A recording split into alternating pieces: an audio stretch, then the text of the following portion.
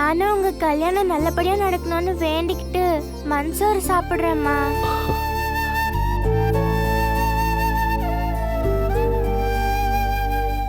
சாமி, மலரும் சேர்ந்து மண்சோறு சாப்பிடலாமா? பேஷா சாப்பிடட்டும். உங்க குழந்தையோட வேண்டுதல அம்பாள் மனம் குளிர்ந்து கண்டிப்பா நிறைவேற்றுவாமா. மலர் வா, நீ எங்க கூட சேர்ந்து சாப்பிடு. வா, போ. இப்படி வா. உட்கார். இந்தா.